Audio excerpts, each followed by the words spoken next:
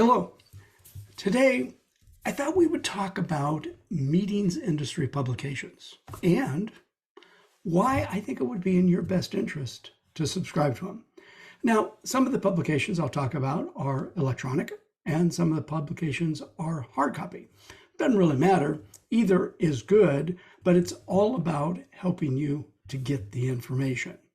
So let me jump over to the share screen and pull up the PowerPoint that I have ready for you.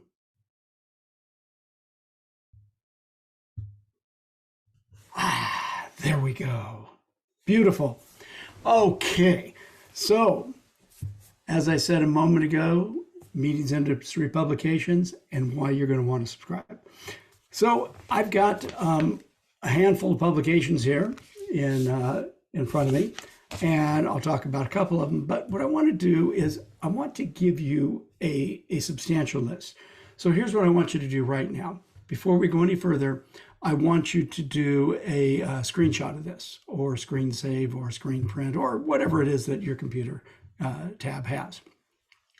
Because I'm giving you up to the minute, because I just got done updating all of these web addresses for the book that Aidan and I are putting together. So let's talk about there used to be a lot of different meetings industry magazines, and there's been, like with a lot of things, a lot of consolidation over the years. And these are publishing companies that produce magazines for the meetings industry. It's not an association or society that's doing this. So if you look at this, first on your list, the meetings magazines, and they produce association and convention facilities. They produce insurance and financial meetings management, and they produce corporate and incentive travel. All of these things are things that you should have an interest in, as far as what the people that are being interviewed have to say. Some of the people being interviewed are decision makers on selecting meetings and speakers. And it gives you quite a bit of information as to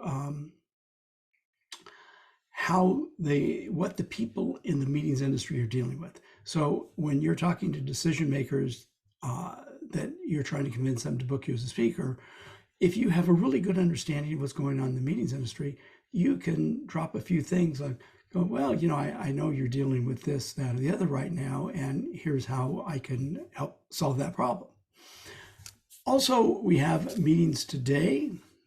We have Meetings Net, which does corporate meetings and events, association and convention expos, medical and pharma meetings, incentive meetings and merchandise, event tech and virtual meetings, global planning events.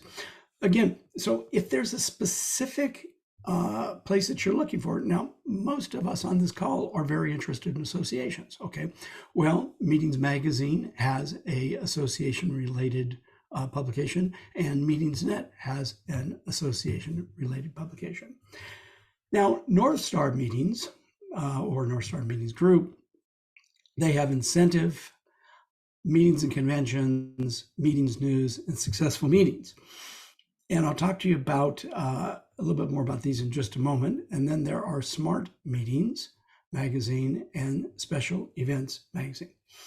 So, okay, why is it so important that that you're dealing with these? I mean, well, here it is. As I take an example, I'll grab a copy right here of Meetings and Conventions.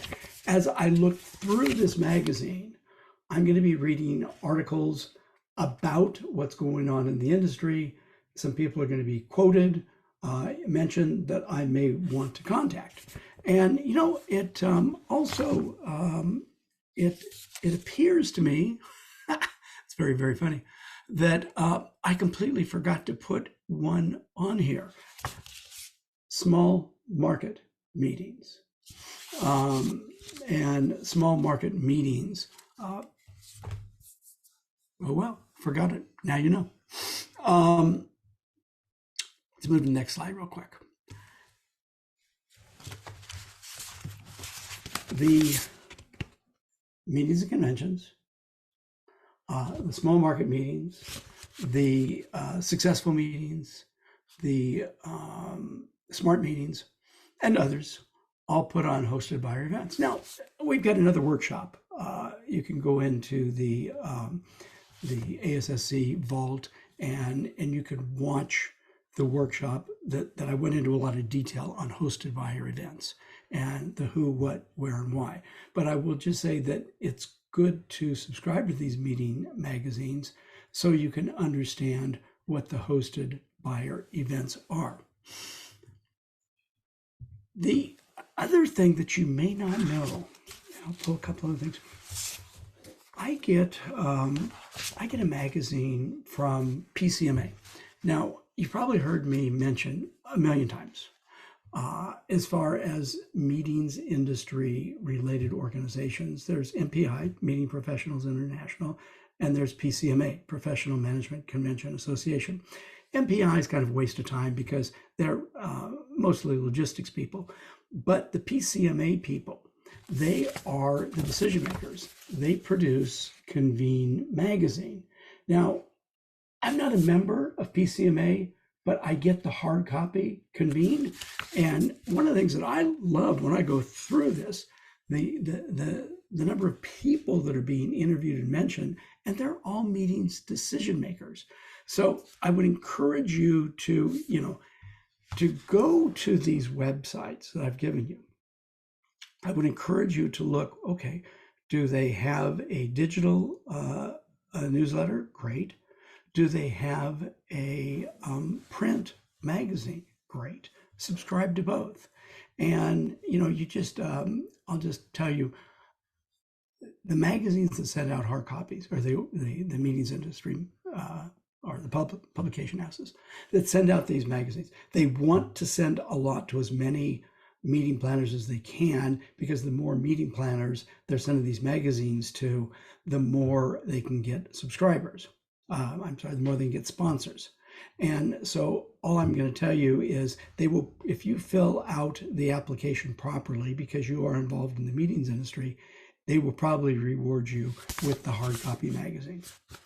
And I will just say that I learn a lot in the Convene magazine. As a matter of fact, I'm always pulling ideas out of this that I use for my chief staff executive, my association CEO group, and talking points and discussion points. It's very, very good.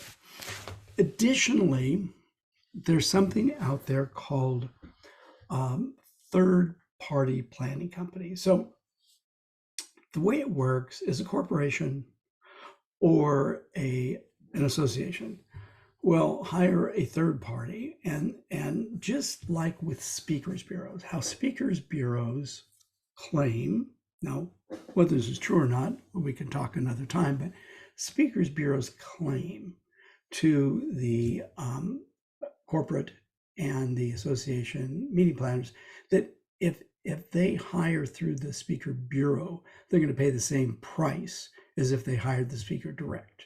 Well, you and I know that may not exactly be accurate, okay? So the thing with the third-party planning companies, it's the same type of thing. Their sell to the corporate and to the association meeting planners is, hey, use us.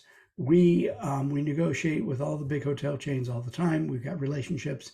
We're going to get you a great price. Well, that may not be completely accurate, because the third-party companies make their money off of the commissions that hotels and others pay them.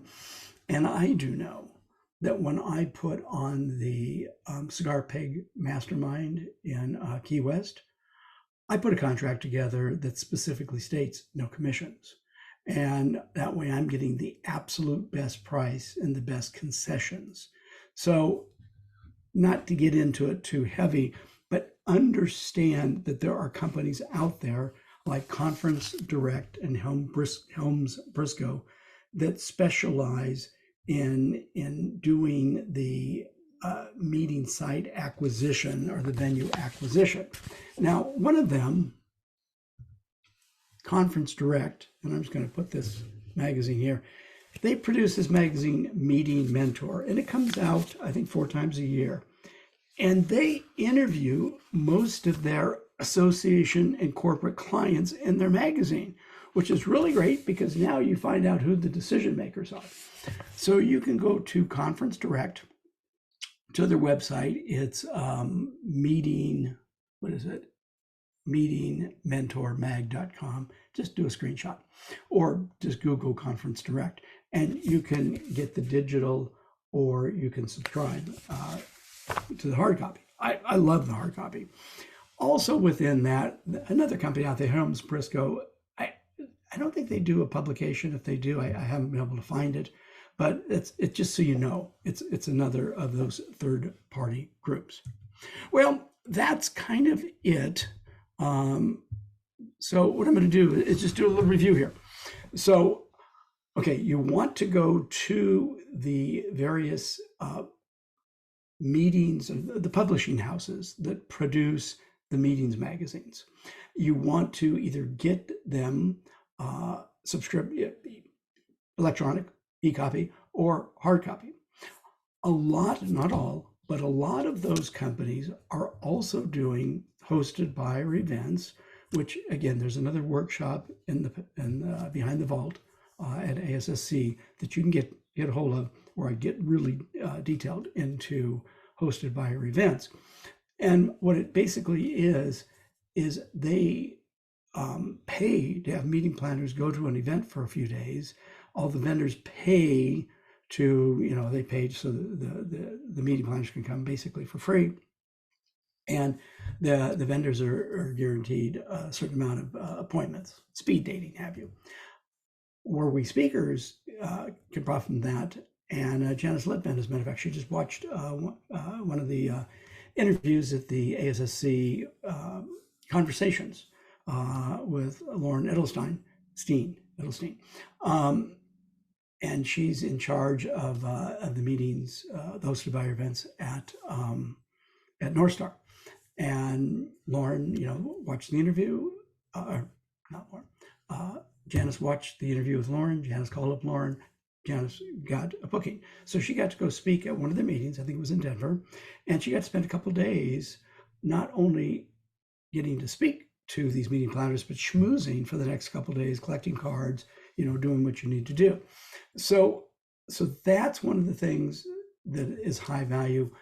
But more importantly, the real high value is understanding. And the reason I started doing the conversations that are available to ASSC members was less to give you leads for getting bookings, but it was more to give you an idea of, here's what the meetings industry people, the association executives are saying, so you could better understand them. Well, it turned out now that we've got, my gosh, over, I guess, somewhere around 60 association executives being interviewed, it turned out to be a lead magnet for ASSC members.